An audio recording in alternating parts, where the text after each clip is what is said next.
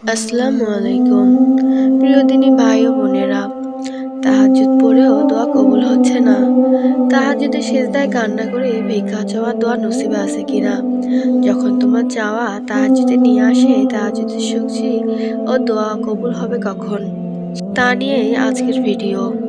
তাহাজ্জুদে কেঁদে কেঁদে ভিক্ষা চাইছেন, তাও দোয়া কবুল হচ্ছে না। সবর করুন, আল্লাহ ধৈর্যশীলদের সাথেই আছেন। তাওয়াক্কুল রাখুন নিজের রব ও দোয়ার উপর। মুজিজা করার মালিক আপনার রবই। আল্লাহ আমাদের দোয়ায় রাজি না থাকলে তো আমরা দোয়া করার তৌফিকও পেতাম না।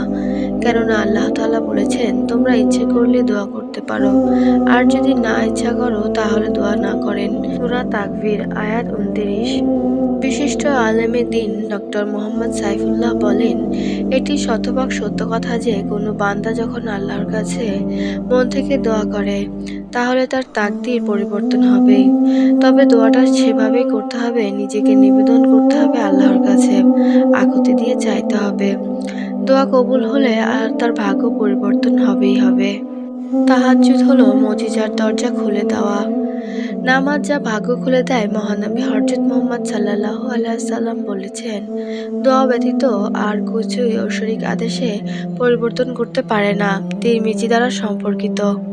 মহান আল্লাহ তাআলা বলেছেন, তোমরা আমাকে ডাকো, আমি সাড়া দেব। সূরা মুমিন আয়াত ৬০। আল্লাহ কখনো তার বান্দাকে খালি হাতে ফিরিয়ে দেন না, বরং বান্দার ডাকে সাড়া দেন।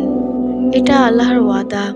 আল্লাহ তার বান্দাকে খালি হাতে ফিরিয়ে দিতে লজ্জা পান। সুতরাং অসম্ভব ভেবে আমাদের আল্লাহর কাছে কখনো চাওয়া বন্ধ করা যাবে না। চাইতেই থাকো, চাইতেই থাকো। কারণ দোয়া ব্যতীত কোনো কিছুই ভাগ্য পরিবর্তন করতে পারে না। কিছু জিনিস নসিব এবং বাস্তবতা কোথাও থাকে না, তা দেওয়ার মাধ্যমে চেয়ে নিতে হয়। আল্লাহ আমাদের অন্তরের খবর এবং নীরবে ফেলা চোখের পানির কারণ জানেন। তিনি বলেছেন, আমি মানুষ সৃষ্টি করেছি এবং তার মন নিভৃতে যে কুচিন্তা করে সেই সম্বন্ধেও আমি অবগত আছি। আমি তার গৃহস্থিত ধমনী থেকে অধিক নিকটবর্তী। সূরা কাহাফ আয়াত ১৬। দোয়া কবুলে দেরি হচ্ছে। অপেক্ষার প্রহর দীর্ঘ হলে হতাশ হবে না। আল্লাহ তার প্রিয় বান্দাদের পরীক্ষায় ফেলেন। হয়তো তোমার চাওয়া আল্লাহর পছন্দ হয়ে গিয়েছে, হয়তো এখনই দোয়া কবুলিয়তের সময়। তোমার বারবার দোয়ার খেয়াল আসাই তো দোয়া কবুলিয়তের নিশানি। হয়তো তোমার চাওয়া ও ভাগ্যের মধ্যে শুধু তাহাজ্জুদের পার্থক্য আছে। তাহাজ্জুদের দোয়া একটি তীরের মতো, যা কখনো লক্ষ্যভ্রষ্ট হয় না। এটি তো মিরাক্কেলের জায়গা। আল্লাহ চান জন্যই তুমি দোয়া করতে পারছো। সুতরাং চাইতেই থাকো তোমার উত্তম নসিব এবং আল্লাহর কাছে কেঁদে বলো সব মনের কথা। আল্লাহকে তার পছন্দ মতো রাজি করিয়ে নাও শেষ রাতের প্রহরে ও জিকিরের মাধ্যমে। তাহাজ্জুদ হলো মুজিজার স্থান। রাতের শেষ ভাগে আল্লাহকে রাজি করিয়ে নাও।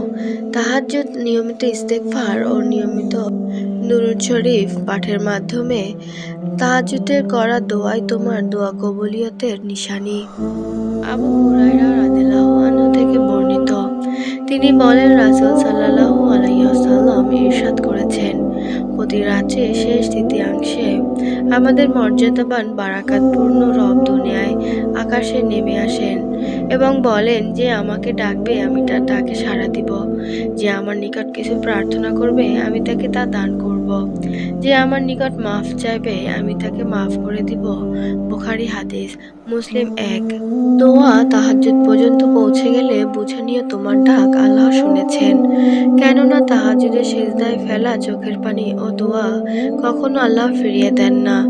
আল্লাহর প্রিয় বান্দারাই তাহাজ্জুদ পড়ার তৌফিক পান। সুতরাং শেষ রাতে তোমার উত্তম নসিবের তালাশ করো। অসম্ভব ভেবে দোয়া করা ছাড়বে না।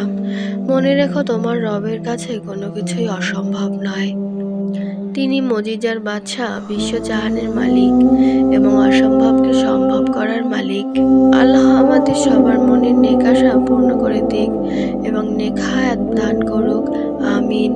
তাওয়াক্কুল রাখো তোমার দোয়ায় এবং মহান আল্লাহর প্রতি, ইনশাআল্লাহ তোমার দোয়া কবুল হবেই হবে। আপনারা চাইলে আপনাদের দোয়া কবুলের গল্প এবং কোনো প্রশ্ন এবং ভিডিও টপিক শেয়ার করতে পারেন কমেন্ট বক্সে অথবা যোগাযোগ করতে পারেন। সবাই ভালো থাকবেন। আল্লাহ হাফেজ।